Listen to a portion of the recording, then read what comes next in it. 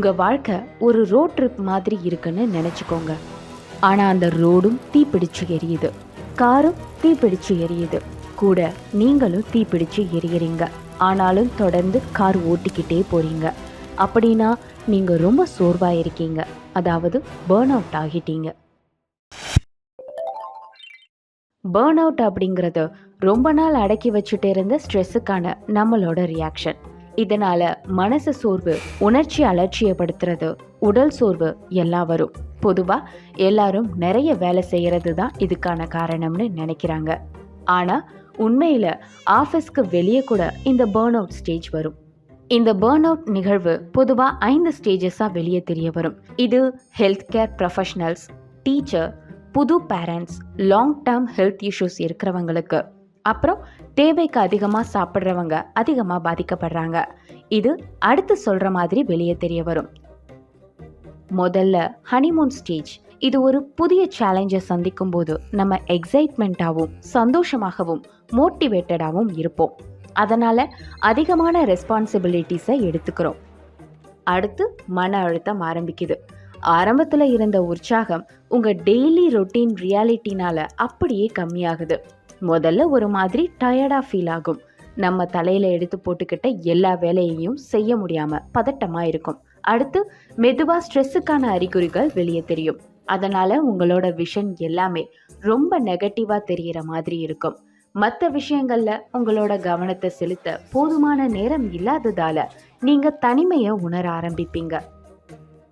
அடுத்து chronic stress, அதாவது ரொம்ப நாள் ஸ்ட்ரெஸ்ஸை சந்திக்கிறதுனால அதுதான் உங்களோட கான்ஸ்டன்ட் கம்பேனியனாக மாறிடுது. சின்ன சின்ன வேலை கூட உங்களுக்கு பதட்டத்தையும் ஆத்திரத்தோட சுழலில் மாட்டின மாதிரியான நிலையை உருவாக்கும். இது வாழ்க்கையே நல்லா இல்லை அப்படின்னு உணர வைக்கும். இந்த செட்பேக் ஒரு பர்சனல் அட்டாக் மாதிரி இருக்கும், அல்லது ஆழமான அநீதி நடந்த மாதிரி உணர வைக்கும். அடுத்து நீங்கள் எக்ஸாஸ்டட் ஆயிடுவீங்க, இல்லைன்னா மனநல பாதிப்புகள் வரும். அதாவது ஒற்றை தலைவலி, உடல் வலி வரும். உங்களுக்கு ஃப்ரீ டைம் கிடைக்கும் போது நிம்மதியாக ஓய்வெடுக்கலாம்னு மட்டும்தான் தோணும். கடைசியாக நீங்கள் பேர்ன் அவுட் ஆகுவீங்க. உங்கள் மேலே நீங்கள் காட்டுற அக்கறை குறையும். அதாவது தொடர்ச்சியாக ஸ்ட்ரெஸ்ஸில் இருக்கிறதால உங்களோட மூளை எந்த விஷயத்து மேலேயும் அக்கறை காட்டுறதை நிறுத்திடும். இதனால் உங்களோட ப்ரொடக்டிவிட்டி குறையும். இதனால் நீங்கள் நெகட்டிவ் தாட்ஸ் இருக்கிறவங்களாகவும், சினிக்கல் பர்சன், அதாவது நம்பிக்கை இல்லாத சுயநலவாதியாக மாறுவீங்க. உங்களுக்கு தலைவலி, தூக்கமின்மை, உங்களோட தேவையை நீங்களே புறக்கணிக்கிறது, இல்லைனா எந்த விஷயத்தை எடுத்தாலும் அதை பாதியிலேயே விடுறது உங்களோட டெய்லி ரொட்டீனாக மாறும். இது உங்களை ஹேபிச்சுவல் பேர்ன் அவுட்டுக்கு கொண்டு வந்துவிடும். அதாவது சோர்வாக இருக்கிறதே ஒரு பழக்கமாக மாறும்.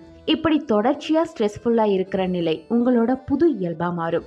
நீங்கள் தொடர்ந்து காக்னிட்டிவ் ஃபட்டிக், அதாவது அறிவாற்றல் சோர்வு, உடல் பிரச்சனைகள், அல்லது எப்பவுமே அக்கறை இல்லாத கோபமாக இருக்கிற மனநிலையை உருவாக்கும். அடுத்து நீங்கள் விரக்தியின் தீய சுழற்சியில் மாட்டிக்கிட்ட மாதிரி தோணும். இதில் இருந்து வெளியே வர எந்த வழியுமே இருக்காது. இந்த மனச்சோர்வை கண்டுபிடிக்கிறதுக்கான டேர்னிங் பாயிண்டே நம்ம திரும்ப பழைய நிலைமைக்கு போகணும் அப்படிங்கிற எண்ணம் தான். பேர்ன் அவுட்ல இருந்து முழுசா குணமாக மாதங்கள், வருஷங்கள் கூட ஆகலாம். அதனால ஆரம்பத்திலேயே இதுக்கான அறிகுறிகளை அடையாளம் கண்டுபிடிக்கிறது ரொம்ப முக்கியம். அதாவது மன அழுத்தம் உருவாக காரணமான விஷயங்கள் கிட்ட இருந்து நம்மளை விலக்கிக்கலாம். நிறைய நம்மளை சரி பண்றதுக்கு தேவையான நமக்கான நேரத்தை உருவாக்கிக்கலாம். அதனால ஒரு இக்கட்டான சூழ்நிலைக்கு போறதுக்கு முன்னாடியே தேவையான ஏற்பாடுகளை செஞ்சுக்கலாம். சைக்காலஜிஸ்ட் ஹெர்பர்ட் ஃப்ராய்டன்பர்கர் தான் முதல்ல பேர்ன் அவுட்ன்ற வார்த்தையை உருவாக்குனாரு. இந்த நிகழ்வை 12 ஸ்டேஜஸாக விளக்குனாரு. அப்புறம் கொஞ்சம் வருஷத்துக்கு அப்புறம் இதை 5 ஸ்டேஜஸாக சிம்பிளிஃபை பண்ணாரு. அவரோட டெஃபினிஷன் படி பேர்ன் அவுட் அப்படிங்கிறது ரொம்ப காலத்துக்கு ஒரு விஷயத்து மேலே நிறைய அக்கறை காட்டுறதுனால வர சோர்வுன்னு சொல்கிறாரு. இதை பற்றி நீங்கள் என்ன நினைக்கிறீங்க? இந்த வீடியோவில் எக்ஸ்பிளைன் பண்ண ஏதாவது ஒரு ஸ்டேஜை அனுபவிச்சிருக்கீங்களா?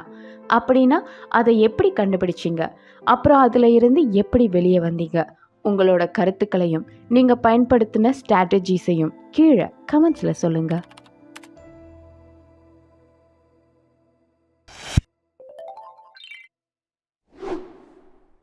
இந்த வீடியோ பிடிச்சிருந்தா இதே மாதிரி நிறைய வீடியோவை உருவாக்கணும்னு நினைச்சா எங்க சேனலுக்கு சப்ஸ்கிரைப் பண்ணுங்க. அப்புறம் பேட்ரான்ல சப்போர்ட் பண்ணுங்க.